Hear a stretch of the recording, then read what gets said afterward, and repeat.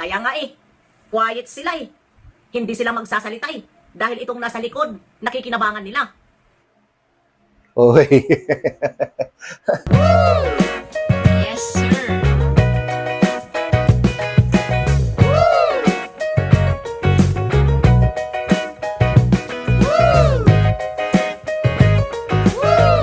Litong-lito ang pangisipan nila ngayon, nakakapit sa nagbibigay sa kanila. Kung sino ang malaki ang magbigay, nakakapit sila. Kahit nga Uy, grabe guys, no? Big word, big word. Nalilito na sila and nakakapit sa kung sino ang may pinakamalaki na magbigay. Doon sila kumakapit. Aba, ano yan? Yan ang bibigyan natin na reaction ngayon guys and of course kasama na dyan yung pag-booking ni ni Kapeso kay AR. Nako, bakit naman niya ibinuking si AR? Ano ba ito? Malalaman natin maya-maya lang yan guys and bago tayo mag-umpisa, siyempre shout out sa lahat po ng mga solid Kalingap supporters and of course sa aking mga subscribers. So yan guys, patuloy lang natin suportahan ang buong team Kalingap, no? Sa pangunguna yan ni Kuya Val Santos Matubang, Ate Edna Vlogs and Kalingap Rab, at wag na nating patagalin. Tuloy-tuloy na ito guys, so wag kalimutang pindutin ang like button. So let's kami go. alam, pero hindi naman niya ikinakanta. Ngayon, takot siya maglabas. Dahil ang gusto niya, batalero ang magsalita. Di ba?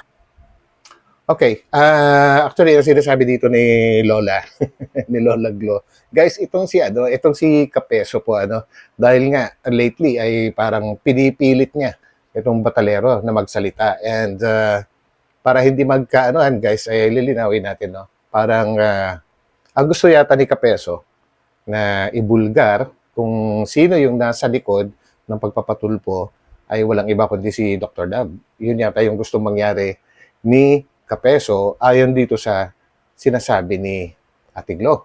So, ni Lola Glo. So, yan. Shout out. So, tuloy-tuloy lang po natin, guys. So, paano ba niya? Binuking. And yung kwentong nalilito at sa big time or sa malaking magbigay lang kumakapit, malalaman din natin yan. So, samahan niyo ako. Ganun siya, manggagamit yung tao na yon. Ipinapadama niya na nandyan ka sa kanya. At ikaw na naman ang isasangga niya. Dahil So yun, ganun pala talaga yung style ni Kapeso. Kumbaga nagki-care, nagpapakita siya ng ng pagmamalasakit kunyari sa isang kagaya ni Biancy. Yan niya, kumbaga nabudol. Nabudol niya guys, kumbaga napaniwala niya ang batalero na nagmamalasakit siya sa kanila. Kaya nga naman nagtiwala sila at yun doon na nag-umpisa yung mas malaking gulo, nagkalabo-labo na, no? Dahil sa pagkampi ni Biancy or kung sa pagmamalaki niya na si Kapeso ang nagtatanggol sa kanya. And doon nagtampo rin si Dr. Lab. So ito ay na guys, nagsanga-sanga na actually, pero doon talaga nag-umpisa ang lahat. Grabe, no? And sa tingin ko, meron pang mas nauna pala. May mas malalim pa na dahilan, no? Yung pagbulgar dati ni Dr. Lab na ang nasa likod ni Biancy or ang tumutulong ngayon kina Biancy ay walang iba kundi si AR at saka si Kapisot. Isa rin sa mga sinusuportahan ni AR na kung saan ay nag-comment ng napakarami itong si AR sa isang live session ni live stream ni Kuya July, at doon niyang sinabi na hindi niya kilala si Kapeso at hindi niya ito sinusuportahan. So yan. At bakit naman parang binago ni Kapeso yung kwento, no? Na ang sabi ni AR ay hindi niya kilala si Kapeso. Malalaman natin mamaya-maya lang guys kung paano niya inilaglag si Kapeso dahil sa sinabi ni AR na yun na hindi niya kilala si Kapeso. So yan. ang gusto mo, kapiste, ang magsalita, batalero, kung sino ang nagpatulpo, hindi magsasalita ang batalero. Bakit? Bakit siya magsasalita? Kung si Duklab ang nag-udyok, matagal na, ninalgal nila dahil galit sila kay Duklab. Hindi na yan nakikipag-usap kay Duklab. Matagal na yan.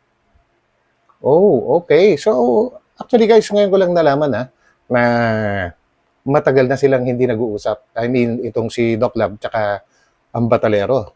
Akala ko lately lang nag-umpisa yung selos na issue. Yun nga, yung pag-live ni Bianci tsaka ni Kapeso. Akala ko doon lang nag-umpisa. So, matagal na pala. Ayon sa sinasabi ni Lola Glo. Dati na palang merong namamagitan po, ano? Grabe. sinabi. Pero bakit hindi nila nasasabi? Na si Doc Lab ang ang nagpatulpo, ang nag-utos sa kanila. Bakit hindi nila nasasabi? Tanungin mo yung sinasabi mong sponsor na maaga pa lang tinawagan ka na. Kasi yan Yun. May tumawag kay Kapeso ng maaga-maaga na sponsor. Maya-maya malalaman natin ang yan. nakakaalam. Kapiste, yan ang nakakaalam. Ha? So, sinasabi dito ni Lola Glo guys na yung tumawag na sponsor kay Kapeso ay yun talaga ang nakakaalam. Kung sino yung totoo, yung totoo na nasa likod sa pagpapatulfo ng Batalero kay Kuya Val. Yun daw ang nakakaalam, yung tumawag kay Kapeso. Nako, kumbaga, ano na guys, no? Nagbabanggaan. Walang alam si Doc Lab. Pinupoint mo, magsalita dahil ang akala mo, ngangal-ngal ang Batalero at ididiin si Doc Lab. Kaya nga quiet sila Hindi sila magsasalita dahil itong nasa likod, nakikinabangan nila. Oy. Alam mo, dahan-dahan. Kumbaga, pakiramdam ko guys, no? Pasimple din na nire-real talk dito ni Lola Glo, ang Batalero. At sinasabi din niya, well, ang katotohanan talaga ay lalabas at lalabas, no? Hindi magtatagal at lalabas yan.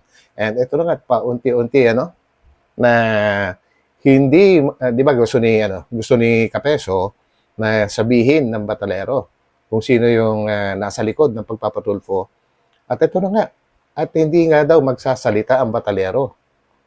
Dahil nakikinabang sila doon sa kung sino man yung totoong nasa likod nun. Actually, so tama nga ako, no? Actually, na reaction ko na before, a week ago siguro, na yun yung tumakbo sa isip ko. And ito, si Lola Glo, sinasabi din niya. Anyway, mas kilala nila yan Mas kilala nila. So, mas alam po nila ang kanilang sinasabi, no? So, tuloy. Yung palang nasa likod ng pagpapatulfo. Once na magdalngal na sila, kung sino ang tunay na Wala na. pagpapatulpo, kahit di ba? At Wala na. ito rin. Huwag sila magsinungaling na idiin si Doc Lab. Kaya huwag mong pilitin. Tumahimik ka. Sa totoo lang, no? Wala namang kasing maniniwala na si Dr. Lab ang nasa likuran talaga. Kung siya man, ay siguradong may kasamahan siya. Pero kung sabihin natin na siya lang, medyo malabo Medyo malabo. Kumbaga,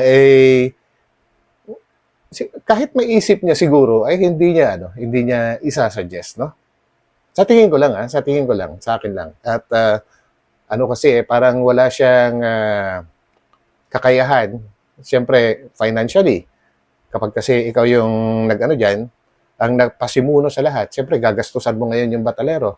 Pagpunta ng Maynila, yung sasakyan nila, gasolina, crudo, hotel, pagkain, etc., etc. Alam naman natin na hindi ganon kayaman si Dr. Lab po. So, kumbaga, medyo malayo para sa akin na si Dr. Lab nga. Ang sigurado dyan ay yung talagang financially, alam na natin yon. Kung makipaglaban ka sa amin, o kanino, huwag mong banggitin ang patungkol dyan. Dahil wala kang alam, dahil ikaw ang nakiki-team guwapa, kapiste. Kami, may mga alam kami. May mga alam kami. Tingnan mo, namimilit ka, nang punta ka doon, dahil inaalam mo, dahil nakikita team guwapa ka lang. Okay, so yun pala yung isang talagang agenda ni Kapeso, Kaya nagpunta ng Daet. Kaya niya parang kinuha yung tiwala ng Batalero para magsalita sila, Para magsalita sila. Siguro, dahil, alam natin, kumbaga magulo, maraming kaaway itong si Kapeso at lahat yun ay gusto niyang banatan. Kaya kumukuha siya ng impormasyon. Kaya lang, wala siyang makukuha. Hindi magsasalita.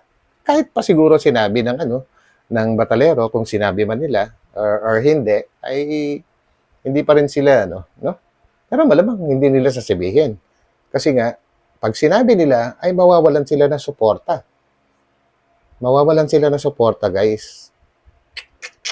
Nakakalito nga, no? Malamang totoo yung totoo yung nasa thumbnail natin na litong-lito na sila sa ngayon. Kasi kabi-kabilaan na yung kabi-kabilaan na yung parang sabihin na natin na kumakalaban sa kanila na yung mga dating, kahit yung mga iba na dating kakampi nila o supporters nila ay iniwan na sila. Grabe, Nagtitiwala sa'yo. Dahil alam na ang mga ugali sa'yo. Walang nagtitiwala. Ngayon ka lang nagsiwalat, nagtiwala itong mga ito dahil sa pakikipaglaban mo sa Kalingap. So yun, malinaw naman. Malinaw naman na hindi malayong mangyari yan kasi nga gusto rin gamitin ni Kapeso itong batalero para kalabanin din ang Kalingap, lalong palakihin yung hidwaan or agwat. Talagang matindi talaga tong si Kapeso.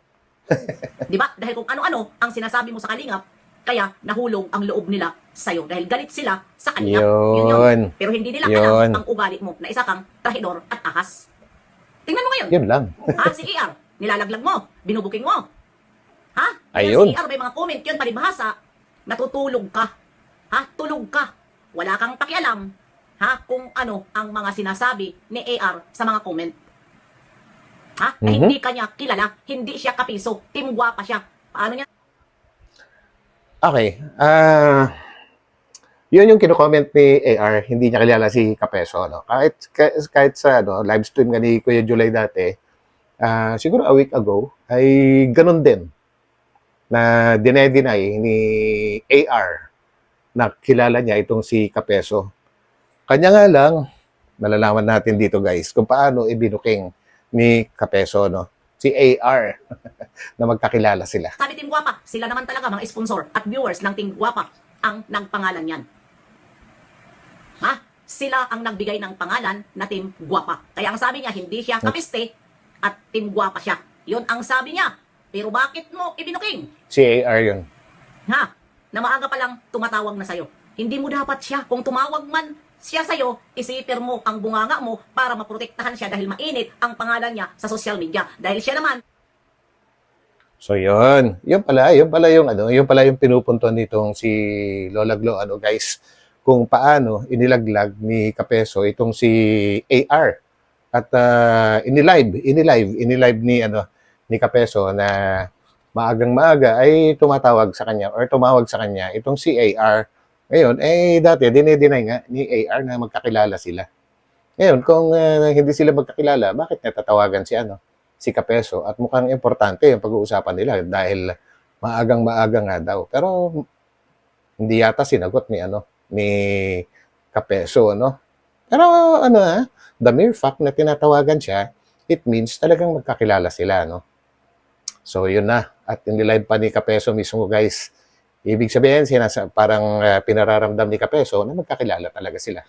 Bakit pa nga niya nilive? Ito yung sinasabi ni Lola Glo ngayon, na dapat hindi niya ito sinasabi dahil mainit nga sa social media ang pangalan ni AR sa ngayon, na siya yung parang tinuturo na nasa likod ng pagpapatulpo kay Kuya Bal. Unti-unti lumalabas nga. Ang nagkumpisa talaga doon sa sinabi niya na hindi na siya anti-duk na siya. Marami ang umalma dahil hindi lahat supporters niya. Na porket sponsor siya ang papanigan ng mga nagmamahal kay Duklab. Di ba? Siyempre, kanya-kanyang desisyon kasi yan At saka yung mga supporters na nakakaalam din ng katotohanan, bakit naman sila susuporta sa isang nagsisinungaling? Siyempre, hindi, di ba? Unang-una, hindi naman sila nakikinabang doon. Sumusuporta lang naman sila. Gets nyo? Isip-isip din kung may tan bago tayo gumawa. Pero, wala naman sana problema dahil wala ka naman whitey. Di ba? Pero Okay. sino ang apektuhan? Di ba? Ang batalero. Dahil itong mga batalero, walang silang sariling desisyon. Take note. Ang sinabi ni Lola Glo, ang batalero ay walang sariling desisyon. So, guys, alam nyo ba yung favorite na linyahan ni Hansel? Kapag may mga ini-issue sa kanya or sa kanila, laging sinasabi niya na, may sariling utak naman po kami. Di ba? Lagi niyan sinasabi. Sana gamitin yung utak na yon para magkaroon ng sariling desisyon. No? Gamitin sa tama. So yan, pakinggan nyo to. Hindi. Ang desisyon nila, nakakapit sa nagbibigay sa kanila. Kung sino ang malaki ang magbigay, nakakapit sila. Kahit nga yung mga sponsor na iba, Matindi, ano? Nakakapit lang sila sa kung sino ang malaking magbigay. Bakit? Bakit? Sa bagay, mas mabilis yun. Mas madali, di ba? Mas madali nga namang at hindi mo na kailangan pakisamahan lahat ng mga nagbibigay sa'yo. Maraming nagbibigay actually sa kanila dati, may mga maliliit, may mga sakto lang, may mga OFW na instead na ipamigay na lang sa kapamilya nila or sa mga anak nila, ay pinapalipad pa kay Bianchi. Sa bagay, desisyon nila yun, buhay nila yun, di ba? Pero ang pinupunto lang natin dito, guys, is parang naging naging bias itong batalero, na talagang ang tiniting lang ang apple of the eye lang nila is yung mga nagbibigay ng malaki. So, syempre, di ba? Yung mga nagbibigay ng maliit na sumusuporta sa kanila, kakaroon din ng ng tampo. Kumbaga, parang hindi sila nare-recognize. Yun siguro. So, tuloy po natin dito. na nabiblisingan sila, mga ninang ni Butchog, mga payo, di nila pinapansin. Dahil iniisip nila maliit lang ang bigay. Di ba? Doon sila yun na. nakatutok sa malaki ang bigay. So, yun na nga. Tama nga yung ating pag-analyze, no? Na hindi nila nire-recognize or hindi nila pinapansin yung mga ibang nagbibigay sa kanila ng maliit na amount. Kumbaga, nakatutok lang sila sa alam mo na, mayaman, yung mga ganon. Ay, nako. Dapat yan, Sabagay, mahirap turuan, mga hindi wala naman silang pakikinggan Sabi nga nitong si Lola Glo, may mga payo, itong mga small time na supporters ay hindi pinapakinggan. Kumbaga ang pinakikinggan lang nila kung ano yung sasabihin or desisyon ng big sponsors or malaki ang binibigay sa kanila. Grabe, bakit naman napaka-unfair ninyo?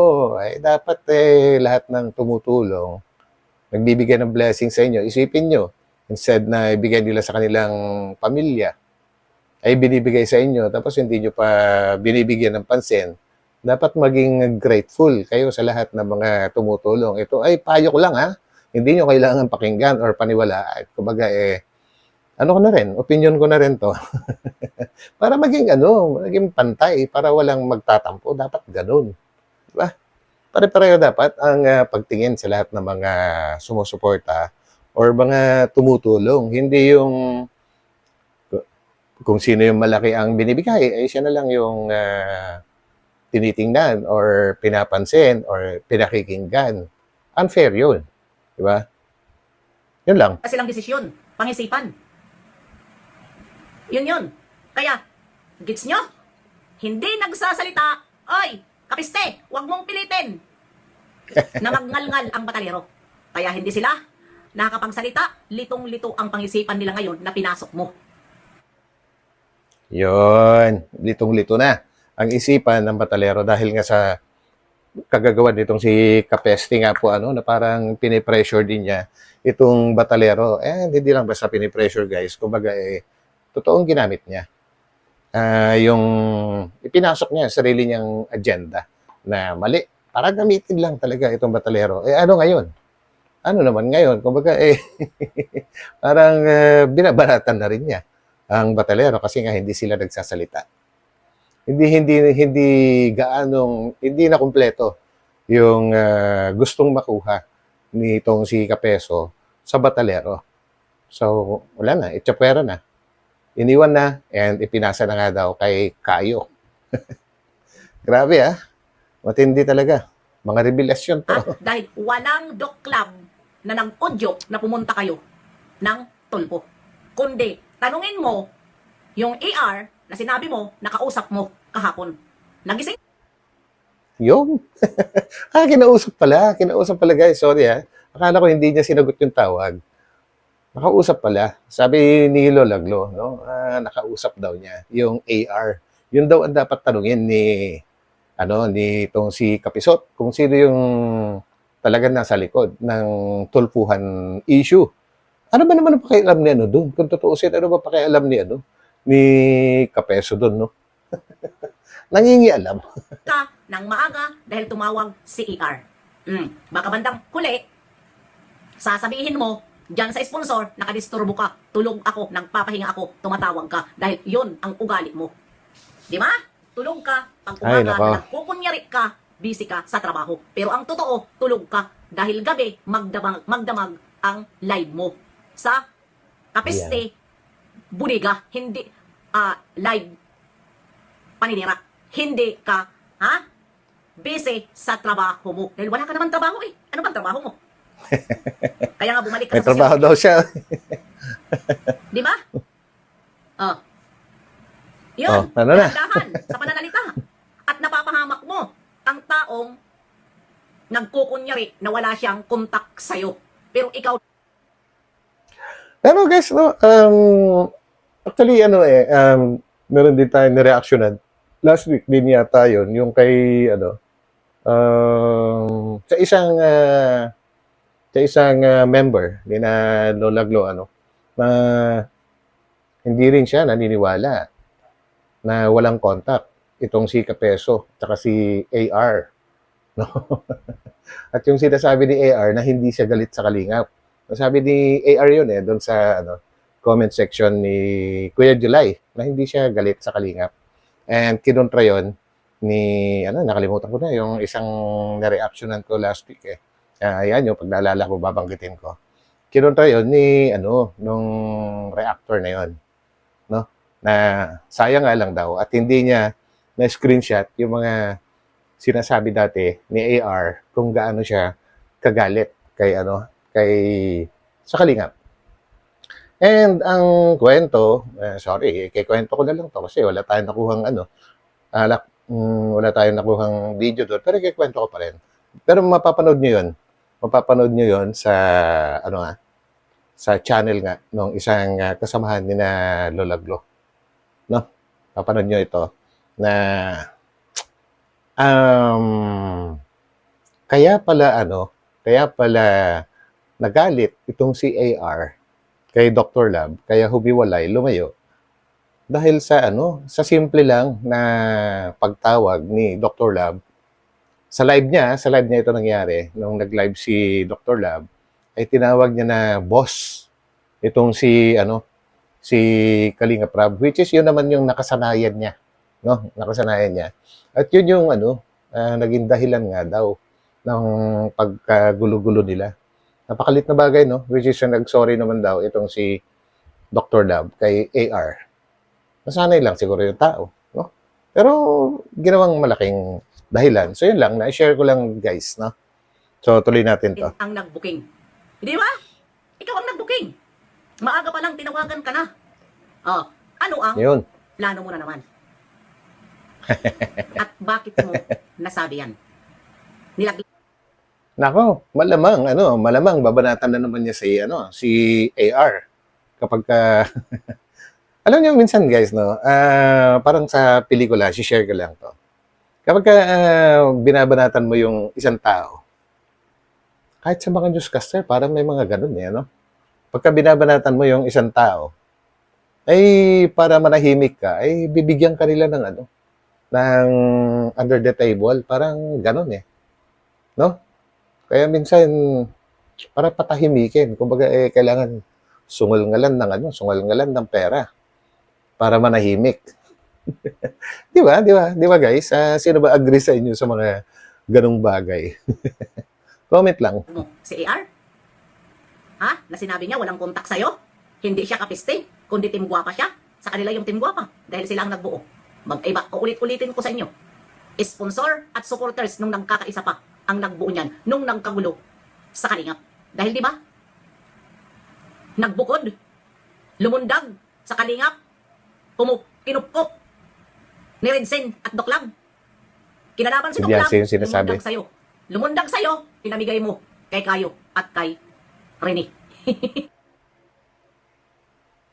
Grabe naman kasi itong si Biancy. Actually, hindi lang siguro ito desisyon ni Biancy, yung palipat-lipat ng kakampi. Kumbaga, binanatan niya tinalikuran niya ang Kalingap at marami din siyang sinasabi. Kinupkop siya ni Doc Love at si Red Sign nga daw, sabi ni Lola Glo. Ano ginawa niya kay Doc Love? Parehas lang ng ginawa niya din sa Kalingap. And then, lumipat naman siya kay Kapeso. Ngayon, parang hindi na yata sila hindi na yata sila okay din. So, ang nangyari pa yata ay ipinasa naman nitong si Kapeso, si Biancy or ang Batalero. Sa grupo naman ng grupo ni yun, sinasabi ni Lola Glo na sina Kayo, sina Rene, yun naman yata yung pinagpasahan kay Biancy. Nako, ba't ganun? Alam niyo guys, no, ito may share ko lang kasi dati nung nag-work pa ako. Madalas ako sa Caribbean, sa South America, no. Madalas ako doon, bukod doon sa mainland ng US. So marami akong nakakakwentuhan tao doon. Tawag nila doon sa mga ganon ay butterfly. Yung palipat-lipat yung alam niyo na, parang sisimsimin muna yung nectar tapos lilipat na naman. Mariposa, yung pala yun. Mariposa pala tawag ng mga Latino doon. So parang hinahambing ko lang naman guys. I'm not saying na ganun sila. Kumbaga hinahambing ko lang. Kasi pagka nagpapalipat-lipat, ganun yun. So yun guys, so hindi ko na pahabain na gusto to. Actually, mahaba-haba pa itong video ni Lola Glo. Kaya lang, okay na rin naman siguro yung napag-usapan natin. So, puputulin ko na. At hanggang dito na lang. And sana ay nagustuhan nyo ang ating topic ngayon. And if ever na nagustuhan naman po rin nyo, ay huwag kalimutang pindutin yung like button. No? And of course, sa mga hindi pa nakakapag-subscribe, ay pindutin na rin po yung subscribe button. So, hanggang dito na lang. And magkita-kita po tayo ulit sa aking mga susunod na upload. So, God bless po sa lahat. Mag-ingat po dahil patuloy pa rin nananalasa ang bagyo. Lalong-lalo na dyan sa norte. Agad kayo amin dito Apo. Na? Baha na sa LU. Baha sa San Fernando City, La Union, sa LU. Ingat kayo dyan. Agad kayo amin Apo. So, babay po muna pansamantala. Bye.